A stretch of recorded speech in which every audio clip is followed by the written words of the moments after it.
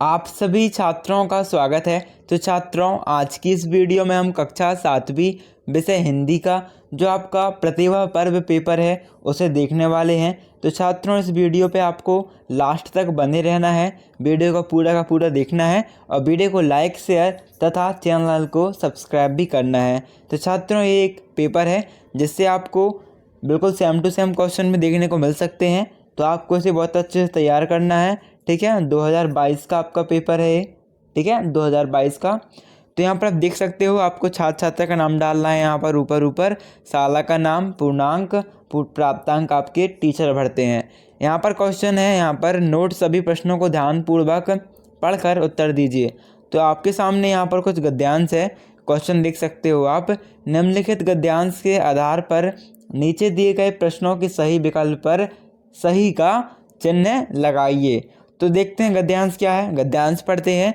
गद्यांश है, आज कनू अपने पापा को याद कर रही थी। उसके पापा भोपाल में नौकरी करते हैं और वह अपने गांव में अपनी मम्मी के साथ रहती है, ठीक है। मम्मी ने समझाया कि तुम्हारे पापा अभी कुछ दिन बाद आएंगे, 1-2 दिन में उनकी चिट्ठी आने वाली है। परंतु कनू नहीं मानी और रोते रोते सो गई। अचानक कनू को लगा कि उसे कोई नीले से रंग की वस्तु उसे जगा रही है, ठीक है। तो ये आपका गद्यांश है। इसके आधार पर ही आपको कुछ क्वेश्चन दिए गए हैं, तो हम उन क्वेश्चन को देखते हैं। पहला क्वेश्चन है आपका प्रश्न क्रमांक 1, वो है कनू के पापा कहाँ नौकरी करते थे। तो यहाँ पर देख सकते हो, कनू उसके पापा भोपाल में नौकरी करते थे। तो आपका उत्तर क्या आएगा? कनू के पापा कहाँ नौकरी करते थे? वो करते थे भोपाल पर नौकरी। इसके बाद जो आपका दूसरा प्रश्न है वो है कनू अपने गांव में किसके साथ रहती थी। तो कनू अपने गांव में किसके साथ रहती थी? वो अपने गांव में अपनी मम्मी के साथ रहती थी, ठीक है। तो आपको क्या लिखना है यहाँ पर? मम्मी के साथ, जो कि ऑप्शन नंबर घ है सही, मम्मी के साथ। नीले रंग की वस्तु थी, तो जो नीले रंग की वस्तु से उठा रही थी, जगा रही थी, वो थी उसकी चिट्ठी, ठीक है। रोते रोते कौन सो गई? तो रोते रोते कन्नू सो गई थी। इसके बाद आपके प्रश्न क्रमांक 5 है, उपरोक्त गद्यांश में से 2 संज्ञा एवं 2 सर्वनाम शब्द छांट कर लिखिए। तो 2 संज्ञा किसे कहते हैं? किसी वस्तु, व्यक्ति या स्थान के नाम को हम संज्ञा कहते हैं। और सर्वनाम, जहां हम संज्ञा की बजाय किसी अन्य शब्दों का उपयोग करें उसे हम सर्वनाम कहते हैं, जैसे कि उसका, उसके, वे या उनके, ठीक है। तो यहाँ पर हम देखें तो यहाँ पर कनू जो है वो किसी व्यक्ति का नाम है, भोपाल किसी जगह का नाम है, ठीक है। तो ये दोनों आपकी क्या हो जाएंगी? संज्ञा हो जाएंगी। और यहाँ पर आप देखोगे इसके बाद तो वह उसके जो है वो हो जाएगा आपका सर्वनाम। साथ ही उसके के बाद आपका कौन सर्वनाम हो जाएगा? उसके और वह, ठीक है। उसके और वह आगे देखते हैं तो उसके वह, हाँ, आपके 2 ये सर्वनाम आएंगे। 2 आपकी ये हो जाएंगे, कनू और भोपाल संज्ञा, और उसके और वह आपके सर्वनाम हो जाएंगे, ठीक है। इसके बाद जो आपको प्रश्न क्रमांक 6 है वो है सही जोड़ी बनाइए। तो प्रश्न क्रमांक 6 में आपको जग और पवन की सही जोड़ी बनानी है। तो जग का मतलब होता है संसार, तो आपको यहाँ पर से मैच कर देना है। पवन का मतलब होता है हवा, तो यहाँ पर पवन को आपको हवा से मैच कर देना है, ठीक है। इसके बाद जो आपका नेक्स्ट क्वेश्चन है वो है प्रश्न क्रमांक 7, नीचे दिए गए शब्दों के 2 पर्यायवाची लिखिए, धरा और फूल। तो धरा का आपका जो पहला पर्यायवाची हो जाएगा वो हो जाएगा आपका भू। क्या लिखोगे आप? भू। देन आपका जो दूसरा पर्यायवाची होगा वो आपका होगा भूमि, ठीक है। आपको स्क्रीन पर शो हो रहा होगा, आपको ऐसे ही लिखना है। फूल के आपके 2 पर्यायवाची होंगे, पहला होगा पुष्प और दूसरा हो जाएगा आपका सुमन, ठीक है। इस टाइप से आपको लिख देने हैं। इसके बाद जो आपका अगला क्वेश्चन है 8वां, उचित शब्द रिक्त स्थान में भरिए। तो पेड़ से खालिस्तान गिरते हैं। 2 आपके पास ऑप्शन है, बन या गिरते। तो पेड़ से पत्ते गिरते हैं, बन तो गिरेंगे नहीं। तो क्या आएगा? पेड़ से पत्ते गिरते हैं और मोर वन में नाचता है, क्योंकि वन ही वजह तो हम वन में लिखेंगे। कहाँ नाचता है मोर? वैसे भी मोर वन में ही नाचता है। तो आपका आंसर क्या आएगा? मोर वन में नाचता है, पेड़ से पत्ते गिरते हैं। 9वां क्वेश्चन है, निम्नलिखित शब्दों के सामने उनके विलोम शब्द लिखिए। तो आपका लाभ का जो विलोम आएगा वो आएगा हानि, और प्राचीन का आपका जाएगा आधुनिक, ठीक है। 10वां क्वेश्चन है, दिए गए मुहावरों के सामने उनके अर्थ लिखिए। पहला मुहावरा है ताल ठोकना। तो ताल ठोकना का मतलब क्या होता है छात्रों?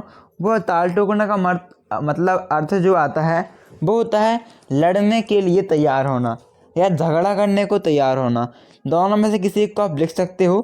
चटकारे लेने का मतलब होता है उपहास उड़ाना या मजाक उड़ाना। ठीक है, इसके बाद जो क्वेश्चन है वो 11, निम्नलिखित शब्दों के बहुवचन शब्द लिखिए। पहला है नदी, दूसरा है घड़ी। ठीक है, तो आपका जो नदी का क्या हो जाएगा, नदी का आपका जो बहुवचन शब्द होगा वो हो जाएगा नदियाँ, और घड़ी को हो जाएगा घड़ियाँ।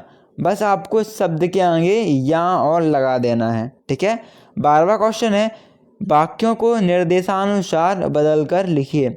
मोहन गाना गा रहा था, भविष्यकाल, तो ये हो जाएगा मोहन गाना गाएगा। मोहन गाना गा रहा है, भूतकाल, मतलब गा चुका है। क्या लिखोगे, मोहन गाना गा रहा है, तो नहीं, आपको लिखना है मोहन गाना गा रहा था। ठीक है, इसके बाद जो आपका नेक्स्ट क्वेश्चन है मीठी वाणी क्यों बोलनी चाहिए। तो मीठी वाणी क्यों बोलना चाहिए, आपको इसमें जो उत्तर आएगा, मीठी वाणी लोगों को पसंद आती है, इसलिए हमें मीठी वाणी बोलना चाहिए। ठीक है, 14वां क्वेश्चन है निम्नलिखित शब्दों की वर्तनी शुद्ध करके लिखिए। तो वृक्षों को आपको कुछ इस टाइप से लिखना है, सब्जी को आपको सात शब्दों में लिखना है, इस पर से आपको यूज़ करना है और आपकी ये सब्जी हो जाएगी। ठीक है, सही बर्तनी सब्जी की।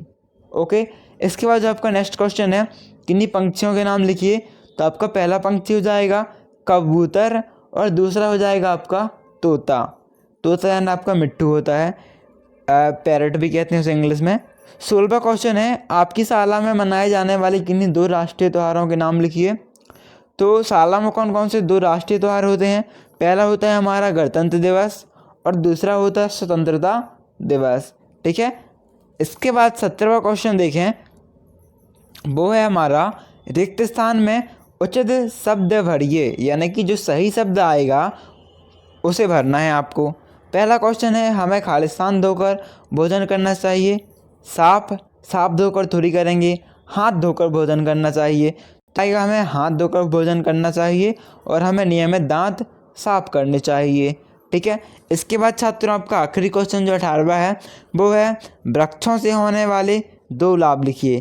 तो आपका पहला लाभ आएगा वृक्षों से हमें फल फूल प्राप्त होते हैं, और दूसरा लाभ आएगा वृक्षों से हमें क्या प्राणवायु ऑक्सीजन प्राप्त होती है, क्योंकि जो वृक्ष हैं वो ऑक्सीजन छोड़ते हैं और उसे हम ग्रहण करते हैं, तभी हम जीवित हैं। यदि हमें ऑक्सीजन ना मिल पाए तो हमारी मृत्यु हो जाएगी, है ना।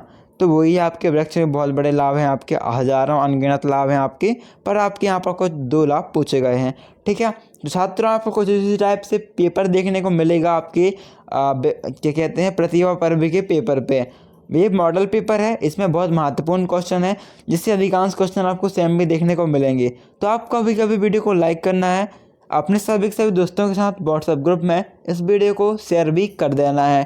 ठीक है, और चैनल पर पहली बार आए हो सब्सक्राइब करना बिल्कुल भी मत भूलना। ओके, तो छात्रों थैंक्स फॉर वॉचिंग।